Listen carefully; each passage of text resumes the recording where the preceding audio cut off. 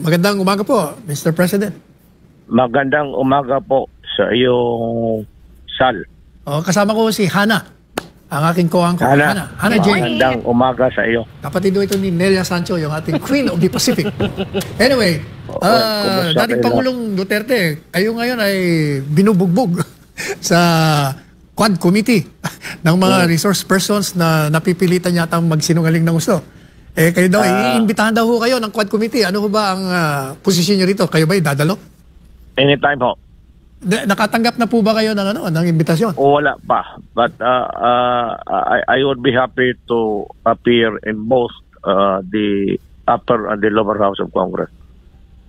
Without preempting the questions to be asked by the Quad Committee, assuming that you received the invitation, assuming further that you attend, ano po bang masasabi nyo sa mga nababasa natin sa pahayagan patungkol sa inyo, patungkol sa war on drugs, patungkol sa mga di umanong kaalyado nyo na bumabaliktad? Ano po bang masasabi nyo ron? Well, let us begin by saying that that is really what this life is all about. Temporary alliances, friendships that are fragile, friendships founded on shaky grounds, but yung friendships that are napadikit talaga sa lupa, kagaya ng pagkakaibigan natin. There are so many kinds of friendships, and so it does not really surprise me that mga bagay na ito, politiko ako mga bagay na ito, from time to time, this kind of little crisis or crises would prop up, and we'll just have to deal with the problem as the way that we should deal with any problem in life. Ganun ang tingin ko, Sal. And because there are many persons already called or about to be called, or baka may mga ibang tao pa ay kung ito lang naman, it's all about me, di ako na lang, bakit pa yung ibang tao?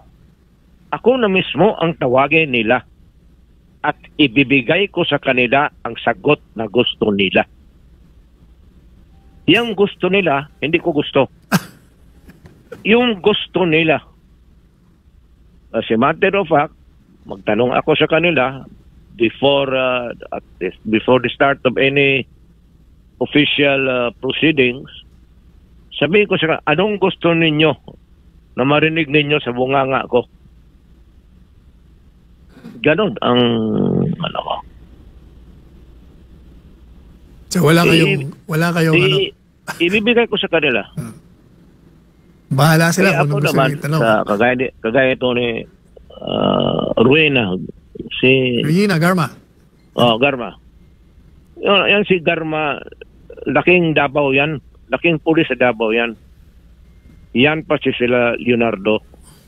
Marami yan silang grupo, but itong dalawa na ito, grupo ni Garma, were specifically assigned by me to take care sa droga. Yun ang totoo dyan. Ngayon, there is may marinig ka dyan sa narrative ni Garma na magkuha ka ng Iglesia ni Cristo. Alam mo ba, Sal, kung bakit? Bakit to? Alam mo bakit? Because ang Iglesia ni Cristo, may tiwala ako at alam ko may ipapatrabaho ako pati pera. Yung si Leonardo ng Iglesia ni Cristo, sabi ko magkuha ka. Hindi naman kailangan na kaibigan mo yan personal.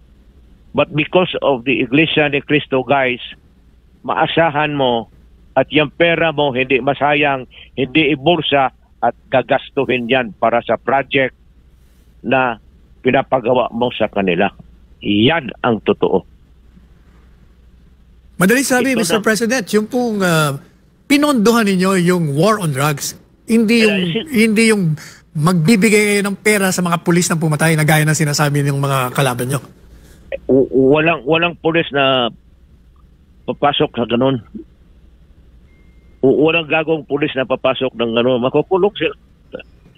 why would they accept that kind of agreement when it will later on bring their downfall?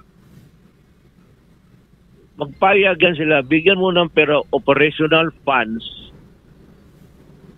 Pagkatapos, from time to time, tanungin ko sila, tapos na ba, sir, medyo kulang pa because yung iba nagpunta ng Cebu, yung iba sumibat sa Zamboanga, we have to do more follow-ups. Sabi ko, dagdagan ko yan. Yan ang sinasabi ng reward. Walang reward yan. Hindi ako magbibigay ng reward. Kung ang pinakamaano sila sa akin is pag mission accomplished, is yayain ko sila sa restaurant, magkain kami, and I congratulate them. In other words, yun ang in other words, Mr. President, yun ang pinaka-reward nila. Giving them recognition of doing their work. At saka, palainom mo yung pulis. Bilang mga 2 boteng scotch. Kaya yung nakikita natin sa, iba pumupunta ka man ng doon kay sa sa bar ni Bong. Yan mga pulis na yun man yan sila. Yung magpunta doon na 4, 5 yun yan sila na maripartida ko sa kanila. Hindi yan ang tatanggap ng pera na hiya. Yan lang sabi ko, sige, kapon kayo doon. Inuman tayo. Now, dating Presidente Duterte, meron nung lumabas ngayon sa social media.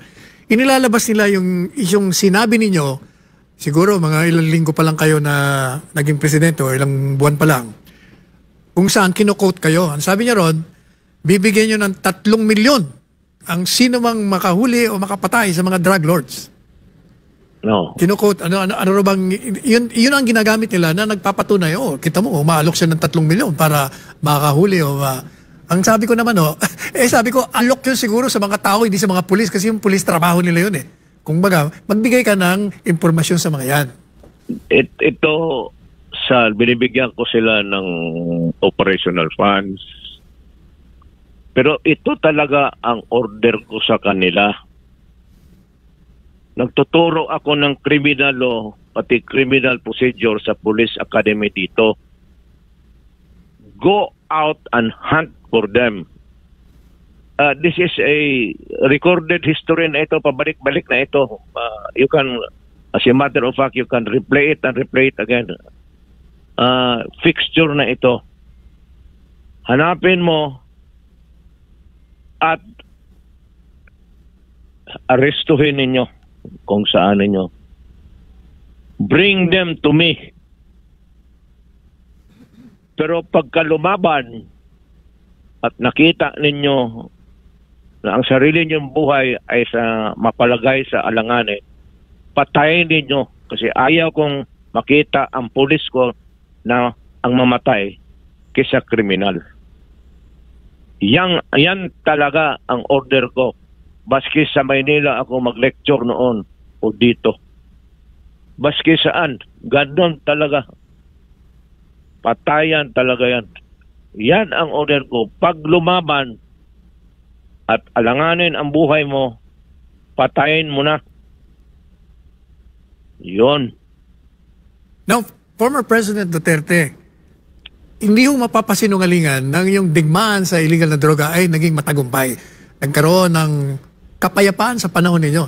Ngayon po ba na nawala kayo sa Panguluan, ano po bang naririnig nyo? Anong feedback nyo sa ginawa ninyong digmaan sa droga? Yun ba'y nanatili na naging mapayapa tayo o iba ang naririnig nyo ngayon?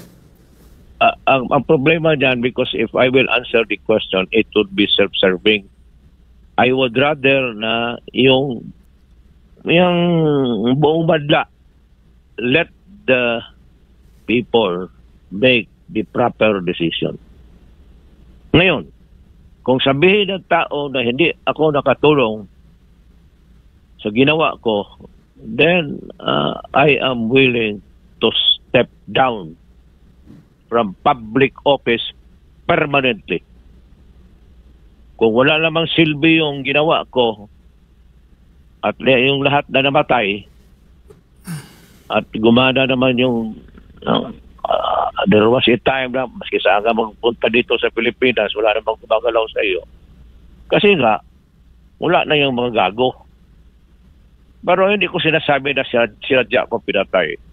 Kung sabi ko nga sa mga sundalo, give them the chance to fight so that if they fight, then we would be justified in killing them, and that is one problem solved for the day. Totoo yan. So, Mr. President, inaasahan namin as soon as you receive the invitation, you will respond to it positively and you will be attending the congressional committee hearing. Of course, it's an institution of government. So, hindi naman ako presidente. I'm just an ordinary man, a plain citizen. And maybe because of past actuations, I was president, they might want me to clarify, answer, or explain, or whatever. I'm ready for that. Okay, maganda ho yan. Napakagandang event. Hindi ako atras dan. Sila lahat. Aasahan po ng taong bayan ang inyong pagdalo. These are exciting times. At marami akong sabihin sa taong bayan. Marami pong salamat, Presidente Duterte. Na-istorbo ko na kayo. Kayo pala bagong galing sa biyahe. Kami po nagpapasalamat ng marami sa inyo sa pagbibigay ng pagkakataon nito. Ako, taga Mindanao, Bisaya, pero Pilipino ako. Mahal na mahal ko ang bayan ko. Anybody, narinig mo na yan several times when I was mayor and president, I repeated and repeated it 1,000 times already. Alam na ng taong bayan, whoever wants to destroy my country, and if you will really destroy it, then I will be there to kill you. Okay. Yan ang ipagbilid ko sa tao. Papatayin talaga kita.